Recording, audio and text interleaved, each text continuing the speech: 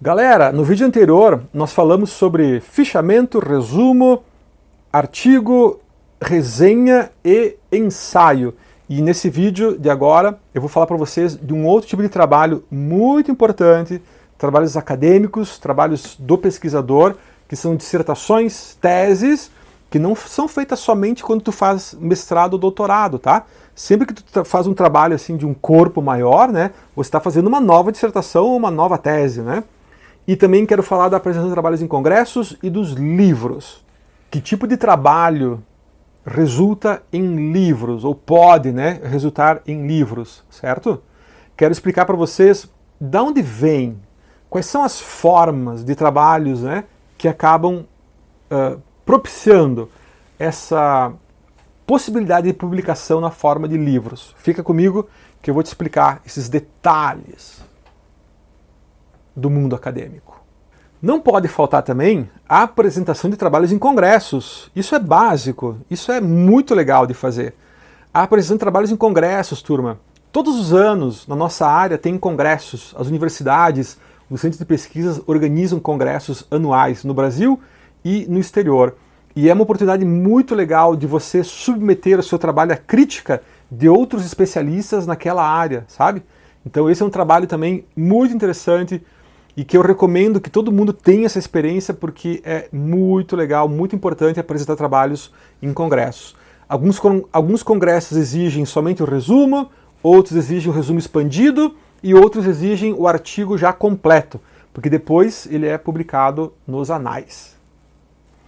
E temos mais duas produções intelectuais que são bem importantes ainda no campo da produção bibliográfica, essa espécie, né, de produção intelectual que é a produção bibliográfica, que são as teses e dissertações. Tá? A dissertação é o típico trabalho do nível de mestrado, ok? E a tese é o típico trabalho do nível de doutorado, ok? A diferença básica assim, entre elas, a dissertação não precisa trazer uma ideia original.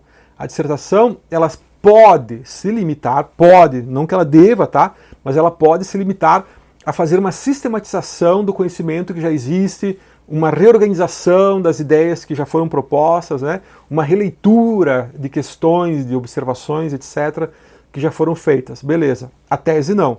A tese, tu já tem que partir do estado da arte e você tem que propor uma ideia nova, uma ideia que é realmente original. Se não tiver originalidade, não é tese, é só uma dissertação. Tá? Não que uma dissertação seja só, né? A dissertação ela pode ser um excelente trabalho também. Mas são dois trabalhos, portanto, de categorias diferentes, né? Elas seguem objetivos diferentes. E geralmente as teses e as dissertações elas são publicadas na forma de livros, tá?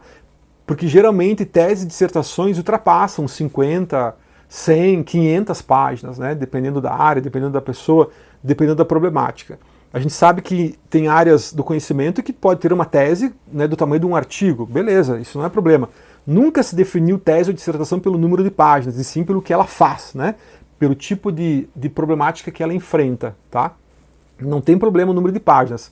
Mas na nossa área, ciências sociais aplicadas e humanidades, é muito mais comum dissertações e teses serem publicadas na forma de livros. Livros que resultam, né, desses importantes projetos de pesquisa do autor, né? De quem é o autor, né? Ou da equipe, né, que está ligada assim, a esse trabalho.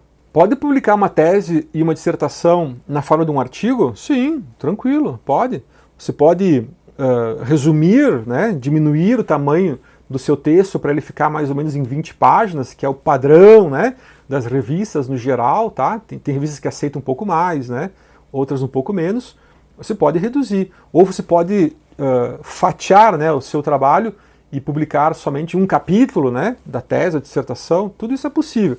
Só tem que cuidar, né, com o autoplágio. Né? Você não pode ficar também fatiando o negócio só para gerar produtividade. Né? Tem que ser uma coisa bem feita, tem que ser uma coisa bem pensada. E já que estamos falando em livros, os livros podem ser, portanto, de uma autoria individual, né? Esses livros que geralmente decorrem de teses e dissertações. Pode ser também um grande ensaio, né? Mais de 50 páginas já vai ser livro, tá? E pode ser também uma coletânea, né? E essa coletânea ela se dá de diversas formas.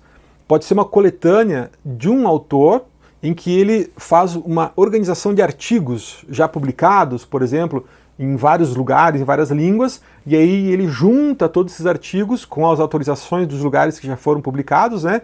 E aí ele publica um livro como sendo uma coletânea de artigos dele próprio, tá?